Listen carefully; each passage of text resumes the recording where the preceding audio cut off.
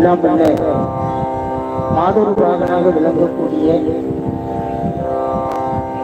வேதநாயகி உடனுரை நஞ்சுண்டேச பெருமானுடைய அருட்கருணையினாலே இன்றைய தினம் 67வது வாரம் சோமவார வழிபாடு எல்லாம் வல்ல பெருமானுடைய அருட்கருணையினாலே இன்றைய தினம் இந்த வழிபாட்டினுடைய தொடர்ச்சியாக பட்டினத்து பெருமானுடைய குரு பூஜை தினமாக சென்ற வாரம் நாமெல்லாம் சிந்திக்க இறைவனுடைய திருவருள் கூட்டியிருந்தது. இந்த பட்டினத்தாருடைய குரு பூஜை நாளிலே அவர் இயற்றிய அற்புதமான நூல்களை எல்லாம் விண்ணப்பம் செய்வதற்கு ஒரு சிறிய கால நேரம் போதாது. கிட்டத்தட்ட 11ஆம் திருமுறையிலே மிகப்பெரிய அருட்பணுவல் என்று சொல்லுவார்கள்.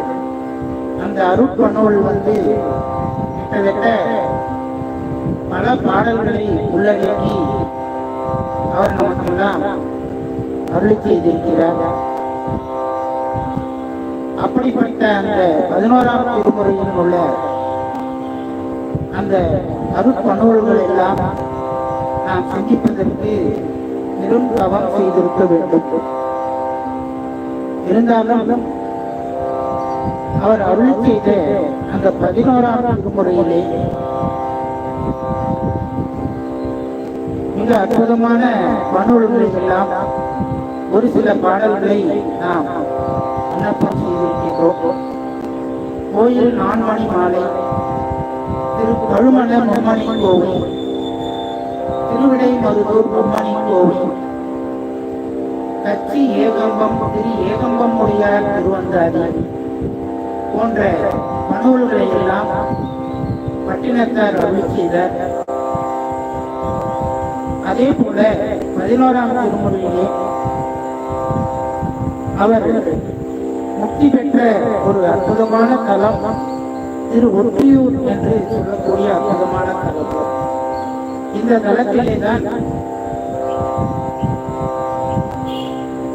அவர் இறைவனை வழிபாடு செய்து ஒற்றியூர் 20 என்ற ஒரு நூலை செய்திருக்கிறார். அப்படி அந்த பெருமானை வழிபட்டதன் காரணமாக அவருக்கு முக்தி பேரு கிடைத்ததாக சொல்லப்படுகிறது. அவர் இயற்றிய அந்த 20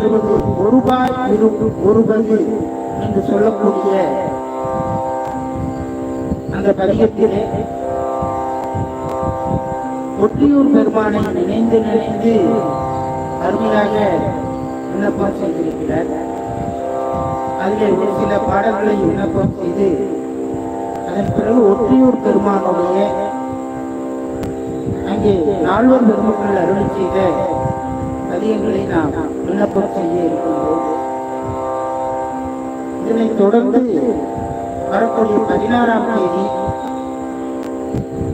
மூர்த்தி நாயனாருடைய குரு பூஜையும்